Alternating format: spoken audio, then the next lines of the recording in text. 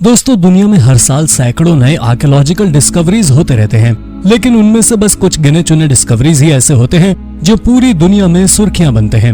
जब ऐसी हैरान करने वाली डिस्कवरीज होती हैं, तो फिर हमें दुनिया के बिल्कुल ही नए इतिहास के बारे में पता चलता है। हम अपनी ही दुनिया के उन अनजान पहलुओं के बारे में जान पाते हैं जो कभी हमारे पूर्वजों की जिंदगी का अहम हिस्सा हुआ करते थे। ऐसे अनबिलीवेबल डिस्कवरीज ह्यूमन हिस्ट्री के बिल्कुल ही नए इतिहास को हमारे सामने पेश करते हैं। तो चलिए फिर आज की इस वीडियो में ऐसे ही 10 मोस्ट अमेजिंग आर्कियोलॉजिकल डिस्कवरीज के बारे में जानते हैं जिसने दुनिया के अलग ही पहलू को हमारे सामने पेश किया है। Number 10, golden city of Egypt. इस साल अप्रैल महीने में इजिप्ट के लग्जर प्रोविंस में एक लॉस्ट गोल्डन सिटी की खोज की गई है। यह शहर लगभग 3400 साल पुराना है। टुटानखामुन के कब्र की खोज के बाद गोल्डन सिटी को इजिप्ट के इतिहास का सबसे महत्वपूर्ण खोज माना जा रहा है। 18th डायनेस्टी किंग एमेनहेटेप III के शासन के दौरान ये शहर आबाद हुआ करता था। इस शहर में दुनिया का सबसे बड़ा एडमिनिस्ट्रेटिव एंड इंडस्ट्रियल सेटलमेंट मौजूद था। कई सदी से ये शहर रेत के नीचे दबा हुआ था। इस शहर में आर्कियोलॉजिस्ट ने घर, घरेलू बर्तन, वाइन बनाने का बर्तन, अंगूठी, स्कैरब्स, रंग बिरंगी पॉटरी, कपड़े की बुनाई के टूल्स, बेकरी समेत और भी ढेर सारी चीजों की तलाश की है। शहर में मिले कुछ ईंटों पर टुटानखामुन के दादा के जमाने का सील भी मौजूद है। इस शहर में एक्सकवेशन का काम अभी भी जारी है। Number 9, earliest known humans in Europe. इंसानों की ही एक प्राचीन प्रजाति निएंडरथल विलुप्त कैसे हुए और आधुनिक इंसानों के साथ उनका रिश्ता कैसा था? बल्गेरिया के बैको केरो केव में आर्कियोलॉजिस्ट ने एक ऐसी डिस्कवरी की है जो इस सवाल का जवाब दे सकता है। बैको केरो केव में यूरोप के सबसे प्राचीन इंसान के अवशेष मिले हैं। इंसानों के इस अवशेष में दांत और हड्डी के 6 टुकड़े हैं। ये सभी अवशेष लगभग 46,000 साल पुराने हैं, जो कि यूरोप में मिला अब तक का सबसे पुराना मानव अवशेष है।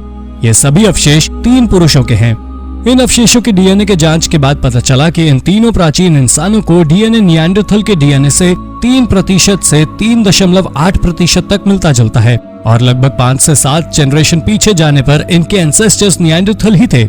इस रिपोर्ट के बाद एक्सपर्ट्स ऐसी संभावना जता रहे हैं कि निएंडरथल दुनिया से विलुप्त नहीं हुए होंगे, बल्कि आधुनिक इंसानों में बदल गए होंगे।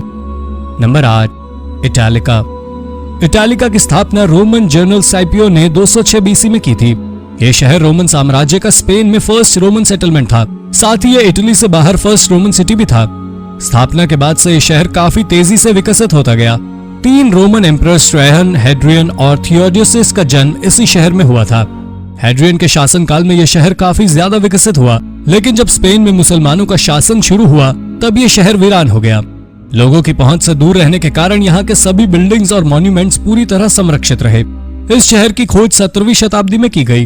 डिस्कवरी के बाद 20वीं सदी में स्पेन की सरकार ने इसे नेशनल मॉन्यूमेंट का दर्जा दिया।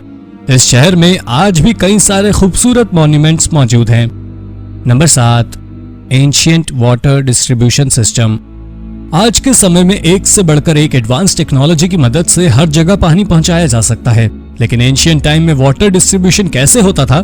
इस सवाल का जवाब ईरान में की गई ये आर्कियोलॉजिकल डिस्कवरी। आर्कियोलॉजिस्ट ने ईरान के लोरेस्टन प्रोविंस के बोरियड शहर में एंशिएंट वाटर डिस्ट्रीब्यूशन सिस्टम को ढूंढा है। कंस्ट्रक्शन वर्क के दौरान हुई एक्सकेवेशन के बाद पता चला कि इस वाटर डिस्ट्रीब्यूशन सिस्टम की मदद से महल तक पानी का सप्लाई किया जाता था। पानी को प्यूरिफाई करने के लिए इसमें पॉटरी क्रॉक्स का भी इस्तेमाल किया गया था। हालांकि ये वाटर डिस्ट्रीब्यूशन सिस्टम किस जमाने के हैं, इस बात की जानकारी नहीं मिल सकी है। Number 6, Chauvet point D Arc cave paintings. France का Chauvet point D Arc cave दुनिया का one of the most important historical site है। साथ ही इस केव में बनाई गई paintings best preserve figurative cave paintings हैं। इस केव में एंशिएंट ह्यूमन आर्ट के साथ ही अपर पैलियोलिथिक लाइफ से रिलेटेड कई सारे इंपॉर्टेंट एविडेंस मौजूद हैं। इस केव पेंटिंग्स की खोज 1994 में हुई है। पेंटिंग्स के अलावा इस केव में मानव अवशेष भी मिले हैं, जिसकी कार्बन डेटिंग से पता चला कि ये अवशेष लगभग 39,000 साल पुराने हैं। इसका मतलब ये है कि सारे पेंटिंग्स भी उसी समय काल के हैं। वैज्ञानिकों का मानना है कि इतने साल पहले प्राचीन इंसानों में आधुनिक इंसानों की तरह समझ बूझ पैदा भी नहीं हुई थी। इसके बावजूद उन लोगों ने इतने शानदार पेंटिंग्स बना ली। ये पेंटिंग्स कहीं न कहीं वैज्ञानिकों की इस सोच पर सवाल तो पैदा करता है। Number 5, mounts shaped like animals. Nazca lines और रूइंड सिटी ऑफ शैनशियन जैसे आर्कियोलॉजिकल साइट्स के लिए मशहूर कोस्टल प्लेन्स ऑफ पेरू में एक और ऐसी आर्कियोलॉजिकल डिस्कवरी की गई है जो इस इलाके को और भी ज्यादा इंपॉर्टेंट बना चुका है। आर्कियोलॉजिस्ट ने इस इलाके में अलग अलग जानवरों के आकार में बनाए गए पत्थरों को ढूंढा है। यहाँ पर पत्थरों के ढेर को अलग अलग जानवरों और पक्षियों का रूप दिया गया है। इन सभी स्कल्पचर का निर्माण लगभग 5000 साल पहले किया गया है। जिस दौरान इजिप्ट के लोग पिरामिड बनाने में बिजी थे, उसी दौरान पेरू के लोग इन चट्टानों को जानवरों और पक्षियों का रूप देकर एक अलग ही इतिहास गढ़ रहे थे। इनमें से कुछ स्कल्पचर तो ऐसे भी हैं जिनका आकार 1300 फीट से भी ज्यादा है। इस जगह की खोज सैटेलाइट फोटोज के माध्यम से की गई थी। एक्सपर्ट्स का मानना है कि इन सभी स्कल्पचर का निर्माण एस्ट्रोनॉमिकल सिंबल के रूप में किया गया होगा। Number 4, saint Lythans burial chamber. Wales के सेंट लीथन्स में स्थित इस बरियल चेंबर से रिलेटेड कई सारे मिथ्स मौजूद हैं, जिसके अनुसार यदि कोई इंसान 23 जून की रात को इस बरियल चेंबर में रात गुजारता है तो फिर या तो उसकी मृत्यु हो जाएगी या फिर वो पागल हो जाएगा, और यदि इन दोनों में से कुछ नहीं हो तो वो शायर बन जाएगा। मिथ्स को अलग रखते हुए फैक्ट की ओर लौटते हैं। इस मेगालिथिक स्ट्रक्चर का निर्माण लगभग 6000 साल पहले किया गया है। इस स्ट्रक्चर के निर्माण में मड स्टोन का उपयोग किया गया है। नीचे 3 मड स्टोन इंस्टॉल किए गए हैं और इसके ऊपर एक बड़ा सा कैपस्टोन मौजूद है। कैपस्टोन की लंबाई 13 फीट, चौड़ाई 10 फीट और इसकी मोटाई 2 फीट है। इसका वजन लगभग 40 टन है।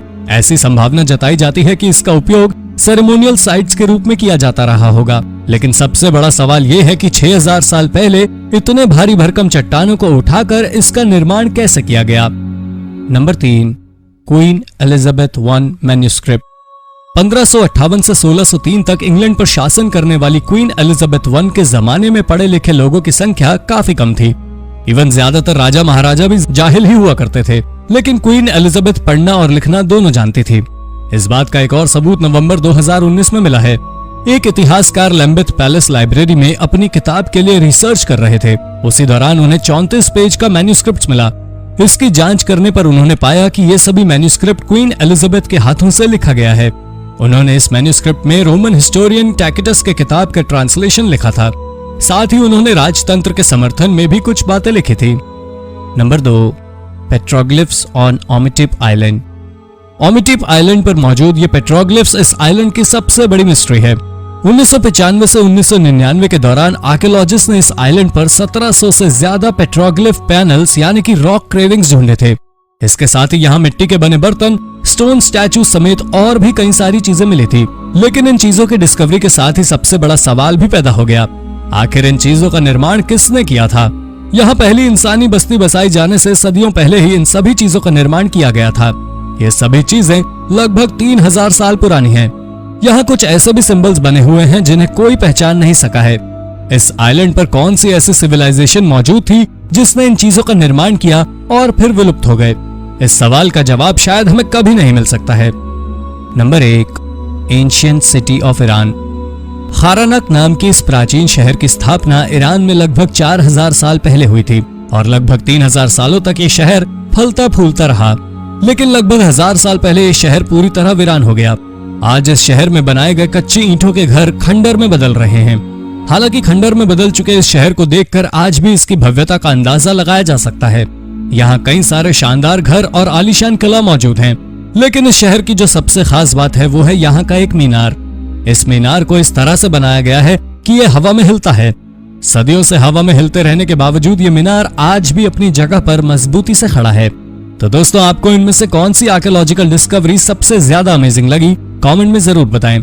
और वीडियो अच्छी लगी हो तो इसे लाइक और शेयर करें और चैनल को सब्सक्राइब करना ना भूलें। धन्यवाद।